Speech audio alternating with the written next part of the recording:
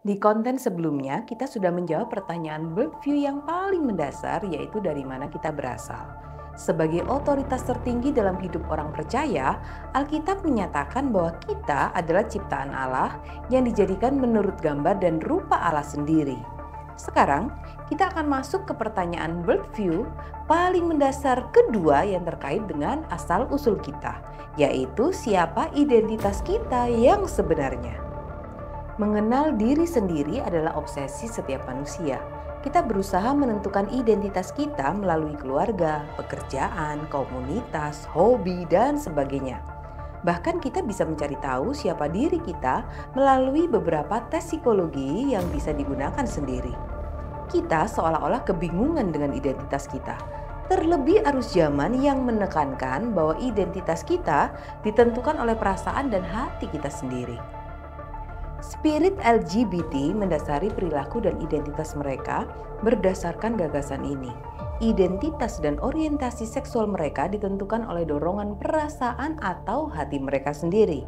Tidak ada pembuktian ilmiah bahwa ada gen gay dalam diri manusia. Umumnya perilaku menyimpang LGBT disebabkan karena faktor psikologis atau masa lalu mereka. Karena berdasarkan dorongan hati dan perasaan yang berdosa, maka identitas dan orientasi seksual mereka selalu berubah-ubah dan terus berkembang. Sekarang tidak hanya LGBT, ada pula LGBTQ+, LGBTIQA+, LGBTQ2, dan lain-lain. Kesalahan fatal manusia postmodern adalah identitasnya ditentukan oleh hati atau perasaan yang sudah berdosa dan memiliki kecenderungan berubah-ubah dan memilih apa yang jahat. Identitas seyogyanya memang tidak pernah dimaksudkan untuk ditentukan oleh diri sendiri. Keberadaan dan identitas kita sekarang ini memang tidak ditentukan oleh diri kita sendiri, bukan? Nama, ras, warna kulit, kota kelahiran, dan bahasa yang kita gunakan sekarang ini bukanlah penentuan kita, melainkan dari orang lain. Oleh karena itu, identitas sejati kita ditentukan juga oleh pribadi yang lain. Namun, bukan oleh pribadi yang sama-sama berdosa dan berubah-ubah seperti kita juga, melainkan oleh pribadi yang tidak berdosa dan tidak pernah berubah, yaitu Allah sendiri. Menyambung jawaban dari pertanyaan worldview pertama terkait asal-usul manusia, maka dengan jelas Alkitab menyatakan bahwa kita diciptakan menurut gambar dan rupa Allah sendiri. Pengertian sederhananya, manusia bukanlah Allah, melainkan anak-anak Allah. Selain itu, manusia diciptakan sebagai makhluk yang mulia dibanding dengan ciptaan yang lain, sehingga kita diberi mandat menjadi wakil Allah untuk menguasai dan mengelola ciptaan yang lain. Dua hal ini membentuk identitas sejati kita yang tidak pernah berubah-ubah. Identitas kita sebagai anak-anak Allah berarti kita mencerminkan karakter Allah dan berelasi dengannya setiap saat. Cerminan karakter dan relasi ini harus nampak dalam setiap aspek kehidupan kita.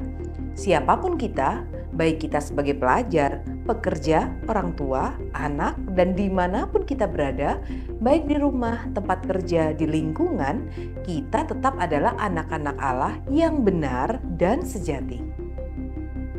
Walaupun status kita bisa berubah-ubah dari pelajar menjadi pekerja dan dari tidak menikah menjadi menikah dan sebagainya, namun identitas sebagai anak-anak Allah tetap ada dan tidak berubah.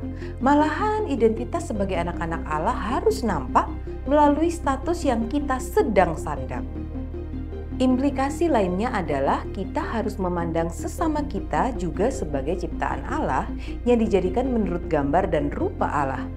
Ini juga akan mempengaruhi kita bagaimana kita memperlakukan sesama.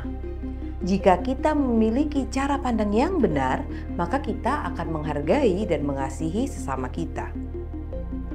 Dengan kata lain, identitas kita bukan ditentukan oleh pencapaian kita, perkembangan zaman, perkataan orang lain, dorongan hati dan perasaan kita, atau segala sesuatu yang terus berubah-ubah.